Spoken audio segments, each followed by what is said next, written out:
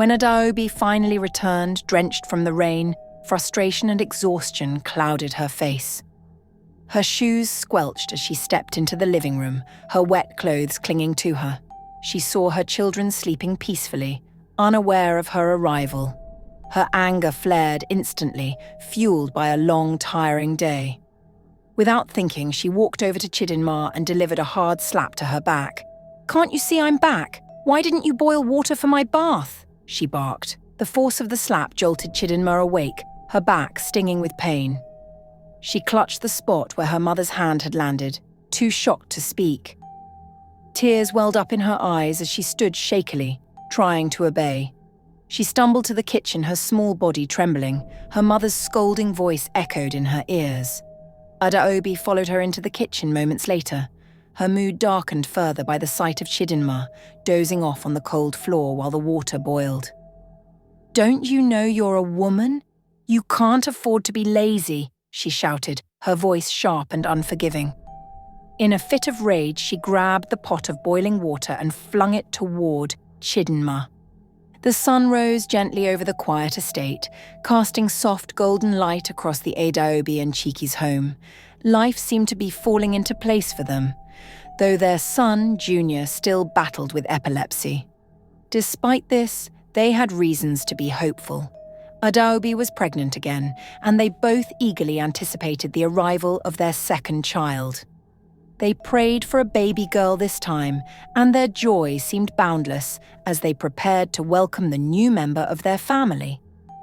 Chike, a hard-working man, often travelled for business. He was determined to provide for his family and keep his promises to always stand by them. However, Adaobi's second pregnancy was nothing like her first. It was rough from the start. Morning sickness hit her hard. She vomited often, barely able to keep food down. Her energy drained daily, leaving her weak and irritable. Chike, though busy, stayed attentive, calling frequently to check on her. But even with his love and support, Adaobi struggled. As her due date approached, things got worse. The baby refused to come at 9 months, then 10. By the 11th month, she was frail, and everyone around feared for her life. When she finally went into labor, it was a battle between life and death. For hours, she screamed, cried, and prayed, clutching on to the last bit of strength she had. When the baby finally arrived, it was as though a new light had been lit in their home. The baby girl was breathtaking. Her dark, curly afro framed her tiny face, and her bright, intelligent eyes sparkled like stars. Everyone who saw her fell in love instantly. Adaobi's father, who rarely showed emotion, took her in his arms and declared her his favourite grandchild. Neighbours brought gifts, family members visited constantly, and well-wishes poured in like rain. It was as if her birth carried a special kind of blessing. Cheek noticed something miraculous shortly after her arrival. One quiet evening, as they sat together in the living room, Cheek shared his observation with Adaobi. "My love," he said softly, "have you noticed? Junior hasn't had a seizure since our little girl came into our lives. She truly is a blessing." Adaobi smiled, though tired from caring for the newborn. "Indeed she is," she agreed. They decided to give her a beautiful Igbo name that meant blessing of God. As the little girl, named Chidinma, grew, her blessings became even more evident. She was sharp, curious, and a fast learner. By the time she was 6, she was winning school competitions, bringing home trophies and certificates that adorned their living room walls. Parents in the estate would bring their children to her for help with schoolwork. "Chidinma has a gift," they would say. "She's so bright, so special." But with each passing day, Adaobi's feelings toward her daughter began to shift. Where there had once been pride and joy, resentment began to grow. Perhaps it was the overwhelming attention Chidinma received, or perhaps it was something deeper Adaobi couldn't explain. Her love became conditional, her words sharp, and her punishments harsh. Chidinma, now only 8 years old, found herself doing chores meant for adults. While her peers rested after school, she scrubbed clothes, mopped floors, and swept the compound. If she made even a small mistake, Adaobi would call her names. Hurtful names like witch. Why does Mama treat me like this? Chidinma often wondered, her small hands aching from scrubbing clothes. She noticed her mother's softer side only came out with her brother, Junior. He, now 10 years old, seemed to bask in their mother's affection. One evening, as the family sat for dinner, Chika tried to address the growing tension. Adaobi, he said gently, I'm not saying you can't correct her, but please, do it with love. She's just a child. Our child. She's still a baby, even though she acts like an adult. You're hurting her. Adaobi frowned but said nothing. Cheek's soft words were always hard to argue against. After dinner, he found Chidinma sitting outside the house on the corridor, her knees pulled up to her chest, fear clouding her young eyes. Why are you out here? Cheek asked, crouching down to her level. Mummy will beat me if I go inside, she whispered, her voice trembling. Cheek sighed deeply and placed a hand on her shoulder. I've talked to Mummy. She won't beat you. Just don't get her upset, okay? Chidinma nodded slowly, wiping her tear-streaked face with the back of her hand. She followed him inside, cautiously avoiding her mother's gaze. The next morning, as they sat at the dining table for breakfast, Chidinma's thoughts wandered. She stared at her brother, Junior, who happily ate his food. Why does Mama treat him better than me? She wondered. Her small heart ached with questions that had no answers. Tears silently rolled down her cheeks as she packed her school bag, her mind weighed down with sadness. Hurry up, the school bus is here, Junior called out, pulling her from her thoughts. Chidinma grabbed her bag and ran out the door, hiding her tears behind a forced smile. The rain poured heavily that evening, drumming against the roof of their small home. The air inside was cold, and the dim glow from the lone bulb in the living room cast long shadows across the walls. Cheek had travelled for work again, leaving Adaobi alone with the children. Junior and Chidinma had waited patiently for her to return from work, their stomachs rumbling from hunger. They sat huddled together on the couch, Junior wrapping his small arms around his sister. Don't worry, he whispered. Mama will be back soon. His voice was soft, trying to mask his own uncertainty. The hours stretched on, and the sound of the rain outside grew louder. Exhausted from waiting, the siblings eventually fell asleep on the couch, their tiny bodies curled up for warmth. When Adaobi finally returned, drenched from the rain, frustration and exhaustion clouded her face. Her shoes squelched as she stepped into the living room, her wet clothes clinging to her. She saw her children sleeping peacefully, unaware of her arrival.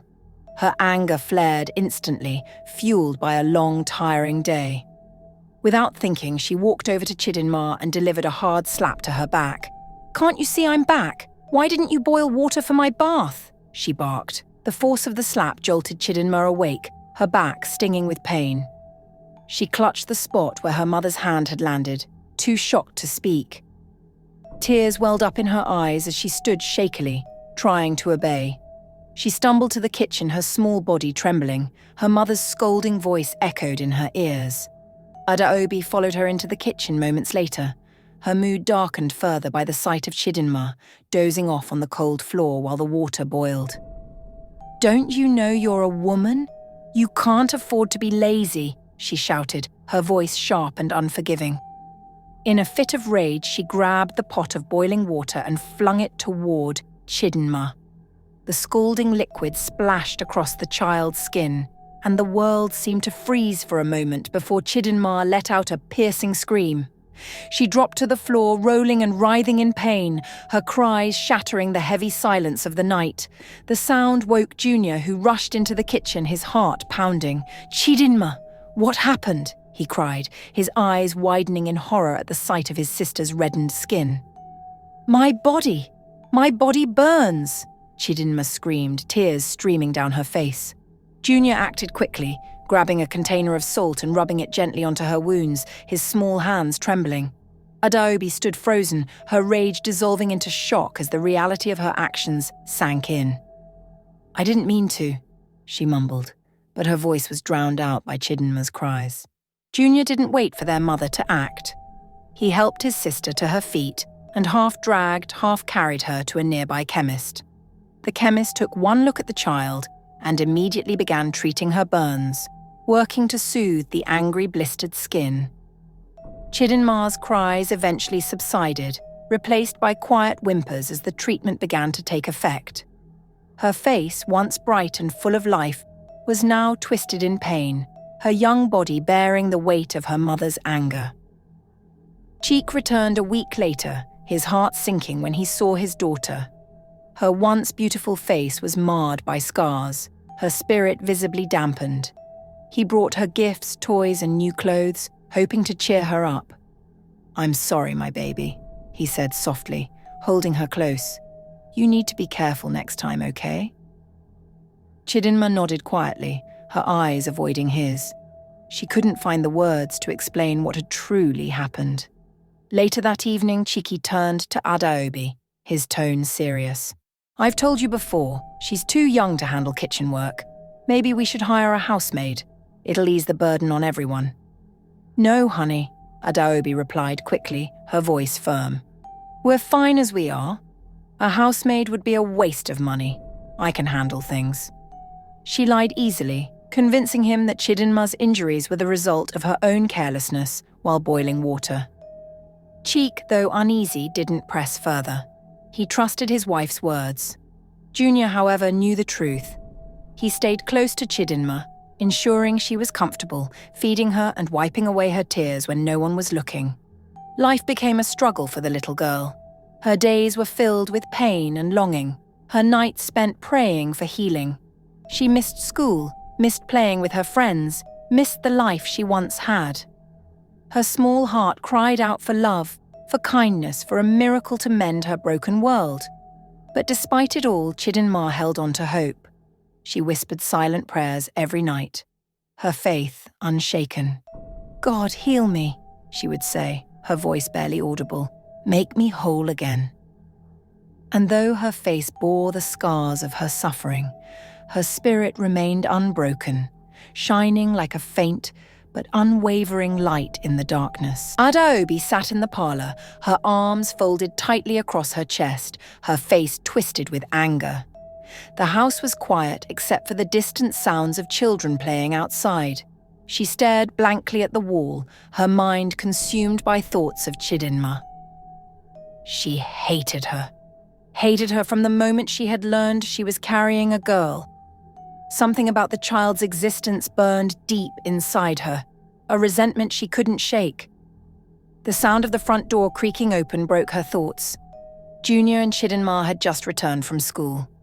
Their uniforms were slightly rumpled, and their faces were tired but cheerful. "Good afternoon, Ma," Junior greeted, his voice bright. "Good afternoon, Ma," Chidinma echoed, her voice small, her eyes fixed on the floor. She always avoided her mother's gaze, knowing it was safer that way. Adaobi barely acknowledged them, her cold silence filling the room. Junior and Chidinma went to their room to change out of their uniforms, chatting softly as they refreshed themselves. When they returned to the dining table, the smell of freshly cooked jollof rice and fried meat greeted them. Junior's eyes lit up. It was his favourite meal. "Mummy, where is my food?" Chidinma asked hesitantly, her small voice barely audible. Adaobi turned to her sharply, her eyes blazing with anger. "Where is what?" she snapped. "Am I your cook? Do I owe you food? You think you can rank shoulders with me, Abi? Everyone is praising you, calling you a star, and you're here snatching my husband's love from me. And you still want me to prepare food for you? If I slap you, you won't believe it." She stormed out of the house, leaving Chidinma standing frozen by the dining table, tears welling in her eyes. Junior looked at his sister, his heart breaking for her. "Come," he said softly, pulling her to the table. "Let's eat together." Chidinma nodded, her movements slow and heavy.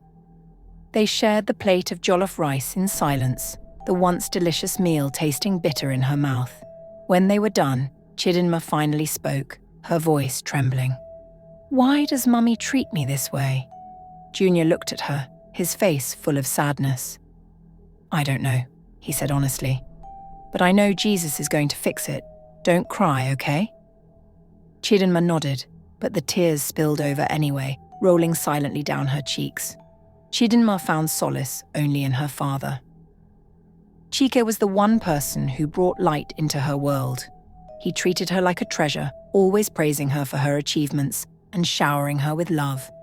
But when he was away for work, the house became a prison for Chidinma. Adaobi's harsh words echoed in every corner, reminding her constantly that she was nothing, worthless, and that no one would ever love her. The constant ridicule began to wear on her. It made her timid and afraid to try anything new. At school, she kept to herself, scared of speaking up or making friends. She carried the weight of her mother's words everywhere she went.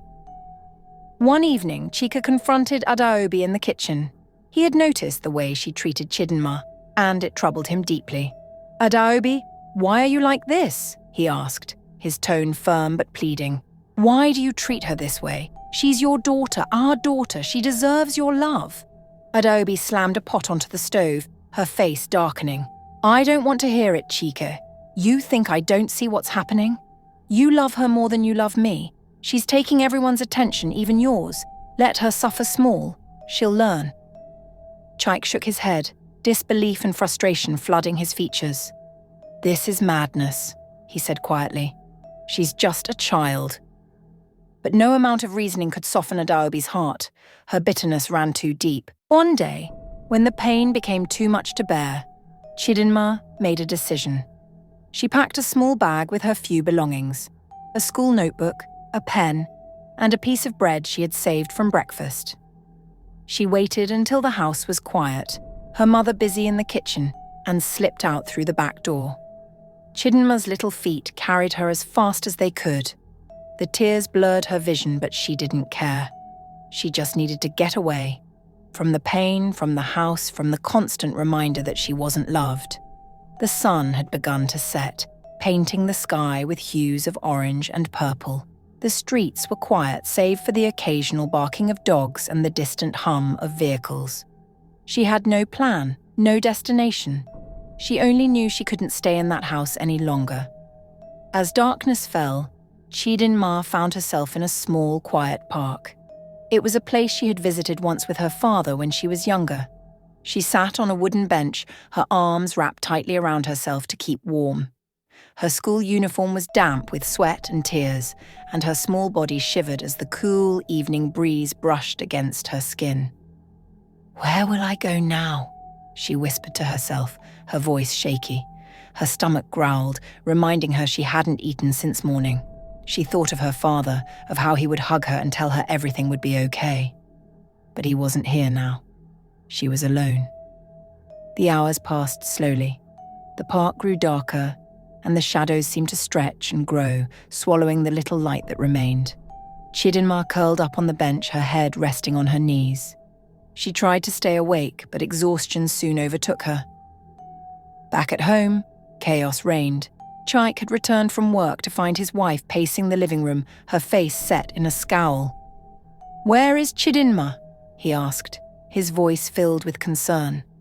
"She ran away," Adaobi said flatly, as though it didn't matter. "Let her go if she wants to. After all, she thinks she's too big for this house." "What are you talking about?" Chiki's voice rose. "She's a child. You let her leave the house without looking for her." Adaobi crossed her arms, her expression unbothered. "She'll come back. Where else does she have to go?" Chika didn't wait to hear more. He grabbed a flashlight and stormed out of the house, calling out Chidinma's name as he walked through the estate. Junior followed closely behind, his face pale with worry. Hours later, Chidinma was found by a kind stranger, a middle-aged woman named Auntie Ankem, who lived near the park. Nkem was on her way home when she spotted the little girl sleeping on the bench, her face streaked with tears. Concerned, she gently woke her up. "Are you okay, my dear?" Nkem asked, her voice soft and motherly. Chidinma blinked up at her, disoriented and scared. She didn't know whether to trust the woman or run. I don't have anywhere to go," she said finally, her voice barely above a whisper. Nkem's heart broke at the sight of her. "Come with me," she said kindly. "You can stay at my house for tonight. We'll figure everything out in the morning." Chidinma hesitated but eventually nodded. She followed Nkem to her small but cozy home. The woman offered her food and a warm blanket, and for the first time in a long while, Chidinma felt a glimmer of safety.